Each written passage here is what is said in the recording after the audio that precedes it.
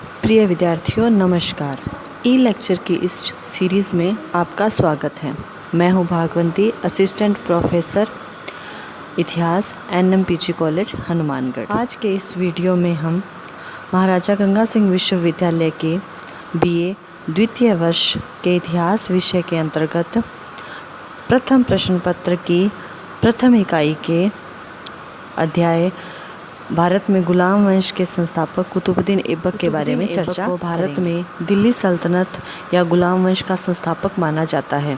आज के इस वीडियो में हम कुतुबुद्दीन ऐबक के प्रारंभिक जीवन और उसके सैन्य अभियान और उसके द्वारा बनाई गई भारत में जो भी इमारतें बनवाई उनके बारे में चर्चा। भारत में दिल्ली सल्तनत का पहला शासक व गुलाम वंश का संस्थापक माना जाता है।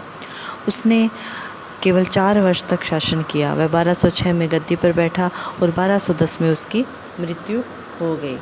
वह मोहम्मद गोरी का एक गुलाम था। वह पहले गोरी साम्राज्य के सुल्तान मोहम्मद गोरी के सैन्य अभियानों का सहायक बना और फिर दिल्ली का शासक। उसने अपनी राजधानी लाहौर बनाई। कुतुब मीनार जो कि दिल्ली में है उसकी नींव कुतुबुद्दीन ऐबक तुर्किस्तान का निवासी था और उसके माता पिता तुर्क थे। इस क्षेत्र में उस समय दास व्यापार का काफ़ी प्रचलन था और इसे काफ़ी लाभदायक माना जाता था। दासों को उचित शिक्षा और प्रशिक्षण देकर राजा के हाथ बेचना एक लाभदायक धंधा था। बालक कुतुबुद्दीन ऐबक इसी व्यवस्था का शिकार बना और उसे एक व्यापारी के हाथों बेच डाला गया। व्यापारी ने उसे फिर निशापुर के काजी फखरुद्दीन अब्दुल अजीज़ कुफी को बेच दिया। अब्दुल अजीज़ ने बालक कुतुब को अपने पुत्र के साथ सैन्य और धार्मिक प्रशिक्षण दिया, पर अब्दुल अजीज़ की मृत्यु के बाद उसके पुत्रों ने उसे फिर बेच दिया और अंत में मोहम्मद गोरी ने उसे खरीद। ऐबक में गुणों की कमी नहीं थी, परंतु उसकी शक्ल सूरत अच्छी नहीं थी। अपनी योग्यता और कुशलता के बल पर वह गोरी का कृपा पात्र बन गया और धीरे धीरे उन्नति करते करते गोरी का एक प्रमुख सेना नायक बन गया। गोरी ने उसे अमीर याकुर यानी कि घुड़शाला का प्रधान के पद पर नियुक्त किया। गोरी के भारतीय अभियानों में ऐबक ने अपने स्वामी को विजयी बनाने में महत्वपूर्ण भूमिका अदा की। तराइन के दूसरे युद्ध के बाद गोरी ने ऐबक को अपने भारतीय प्रदेशों का सूबेदार तथा प्रतिनिधि नियुक्त किया। इस पद पर रहते हुए उसने गोरी द्वारा विजित क्षेत्रों की सुरक्षा ही नहीं की अपितु उनकी सीमाओं का विस्तार भी किया। अब हम बात करते हैं कुतुबुद्दीन ऐबक की एक शासक के रूप में। 1206 में गोरी की मृत्यु के समय ऐबक दिल्ली में था। दिल्ली के कुछ मुस्लिम सामंतों ने तत्काल उसका नेतृत्व स्वीकार कर लिया। कुछ दिनों बाद लाहौर में मुस्लिम सामंतों ने भी उसे सत्ता संभालने के लिए आमंत्रित किया। ऐबक ने लाहौर पहुंचकर शासन सत्ता अपने हाथ में ले ली, परंतु उसने सुल्तान पद की उपाधि धारण नहीं की, केवल मलिक और सिपह सलार की उपाधियां ही धारण की। उसने अपने नाम के सिक्के भी नहीं डलवाए, अपने नाम का खुतबा भी नहीं पढ़वाया। उसके इस व्यवहार का कारण शायद यह रहा हो कि उसे अभी तक दास्ता के बंधन से विधिवत मुक्ति नहीं मिल पाई थी। उसे इस दास्ता के बंधन से मुक्ति 1208 में मिली, जब 1208 में गयासुद्दीन ने उसको दास्ता से मुक्त किया और उसे भारत का स्वतंत्र सुल्तान स्वीकार करते हुए उसके लिए शाही छत्र भिजवाया। इससे ऐबक की वैधानिक स्थिति काफ़ी मजबूत हो गई और अपने अन्य मुस्लिम प्रतिद्वंदियों को दबाने में आसानी हो गई। शासक बनने के बाद ऐबक की इतनी आसान नहीं थी। उसे अनेक कठिनाइयों का सामना करना पड़ा। उसकी सबसे प्रमुख समस्या अन्य प्रभावशाली अमीर थे, क्योंकि वैधानिक दृष्टि से ऐबक अब भी एक दास था और तुर्क अमीर उसको सुल्तान पद पर देना पसंद नहीं करते थे। निज़ामी का मानना है कि चूँकि गोरी अपनी मृत्यु के समय तक भी अपने गुलाम सरदारों के अधिकारों का निर्णय नहीं कर पाया था और न ही उन्हें ऐबक की अधीनता में छोड़ गया था, इससे स्थिति गंभीर बन गई थी। कुबासा, यल्दोस और खलजी सरदार अपने आप को ऐबक के समकक्ष समझते थे। ऐबक की दूसरी समस्या सीमाओं की सुरक्षा की थी। ख्वारिज़्म के शाह ने मध्य एशिया में एक विशाल साम्राज्य स्थापित कर लिया था और उसकी सीमाएं भारत के मुस्लिम क्षेत्रों को छूने लगी थी। सिंध और झेलम के मध्यवर्ती क्षेत्र में खोखर जाति ने पुण्य शक्ति संगठित कर ली थी, अतः ऐबक के राज्य को दोनों तरफ से खतरा पैदा हो गया था। इसके अलावा लाहौर तक का क्षेत्र अभी तक गजनी के शासक के अधीन रहा था और गजनी के शासक इस क्षेत्र को अपने राज्य का अंग समझते थे। गजनी का यल्दोज इस क्षेत्र को हड़पने की ताक में था, परंतु स्वयं गजनी पर ख्वारिज़्म के शाह की ललचाई निगाहें टिकी हुई थी। ऐबक को भय था कि कहीं ख्वारिज़्म का शासक गजनी को जीतने के बाद पंजाब पर आक्रमण न कर दे। अतः ऐबक लाहौर को गजनी राज्य के प्रभुत्व से मुक्त कराना चाहता था।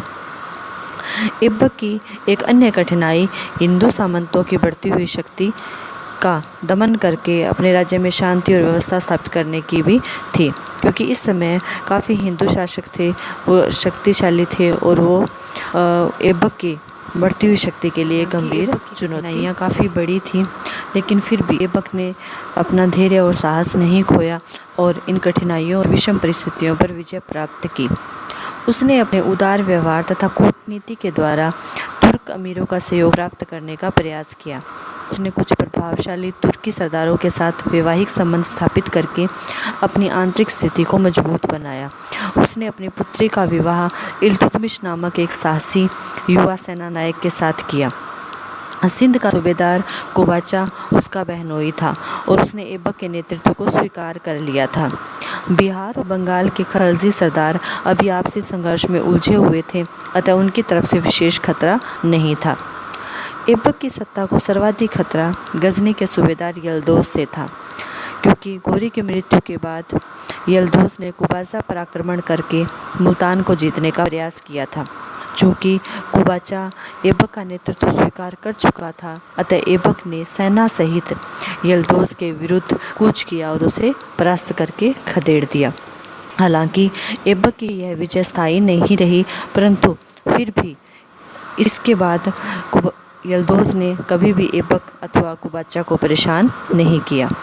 ऐबक ने हिंदू सरदारों की बढ़ती हुई शक्ति को रोकने का भी प्रयास किया। उसने बंदायूं के हिंदू सरदारों का दमन किया और अपने दामाद इल्तुतमिश को यहाँ का सूबेदार नियुक्त किया। जिन हिंदू सरदारों और राजाओं ने उसे कर देना स्वीकार कर लिया, उसने उन्हें अपनी अपनी भूमि का स्वामी बने रहने दिया।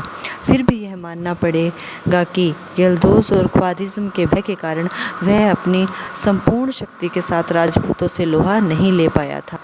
वह कालिंजर और ग्वालियर को जीतने में भी असफल रहा था। लगभग 4 वर्ष तक शासन करने के बाद नवंबर 1210 में लाहौर में चौगान, जो कि पुलों के समान एक खेल होता है, खेलते समय घोड़े से गिर जाने के कारण ऐबक की मृत्यु मुस्लिम राज्य की स्थापना करने वाला शासक माना जाता है। गोरी की विजयों में तो उसका सहयोग रहा ही, परंतु गोरी की अनुपस्थिति में ही भी जीते हुए प्रदेशों की सुरक्षा करना और हिंदू शासकों के विद्रोहों का दमन करके साम्राज्य का विस्तार करना उसकी सबसे बड़ी उपलब्धि माना जाता है। गोरी की मृत्यु के बाद भारत के विभिन्न मुस्लिम प्रभुत्व वाले क्षेत्रों को एक राजनीतिक सत्ता के अंतर्गत लाने में तथा भारत के मुस्लिम राज्य को एक स्वतंत्र राज्य बनाकर मध्य एशिया की राजनीति से उसे पृथक करके ऐबक ने बहुत बड़ा काम किया। ऐबक एक योग्य और पराक्रमी शासक था। वह बहुत उदार भी था। उसने अपने साथी सैनिकों तथा विद्वानों और मुसलमान संतों को लाखों रुपए देकर पुरस्कृत किया। एक शासक के रूप में समकालीन इतिहासकारों ने अलंकारिक भाषा में उसकी प्रशंसा की है। मिनहाज और सिराज ने तो लिखा है कि सुल्तान कुतुबुद्दीन दूसरा हातिम था और बड़ा वीर तथा उदार, उसे एक न्यायप्रिय शासक बताते हुए लिखा है कि उसके शासन में भेड़ और भेड़िया एक ही घाट पर पानी पीते थे। प्रोफेसर हबीबुल्लाह ने भी उसकी प्रशंसा करते हुए लिखा है कि उसमें एक तुर्क का साहस और एक ईरानी की उदारता तथा सुसभ्यता का समन्वय था। हालांकि सुल्तान बनने के बाद ऐबक अधिक समय तक जीवित नहीं रहा, अतः वह कला, साहित्य और भवन निर्माण की तरफ विशेष ध्यान नहीं दे पाया। फिर भी उसने विद्वानों को आश्रय प्रदान किया। हसन निज़ामी और फ़खरुद्दीन जैसे विद्वान उसके दरबार की शोभा बढ़ाते थे। मुस्लिम स्थापत्य कला का आरंभ भी उसी के प्रयासों का परिणाम था। उसने दिल्ली में कुव्वातुल इस्लाम मस्जिद का निर्माण करवाया और दिल्ली में कुतुब मीनार का निर्माण भी कुतुबुद्दीन ऐबक के द्वारा ही शुरू करवाया गया। अजमेर में उसने हिंदू मंदिरों की सामग्री से एक मस्जिद का का निर्माण करवाया, जो 2.5 दिन के झोंपड़े के नाम से विख्यात है। संक्षेप में कहा जा सकता है कि 1206 से 1210 ईस्वी के अपने छोटे से शासनकाल में ऐबक ने अपनी योग्यता, शूरवीरता तथा कूटनीति के माध्यम से दिल्ली सल्तनत की आधारशिला रखी। उसका महत्व इस बात में भी है कि उसने भारत के मुस्लिम राज्य को गजनी की प्रभुसत्ता से पृथक करके स्वतंत्र राज्य का स्तर प्रदान किया। धन्यवाद।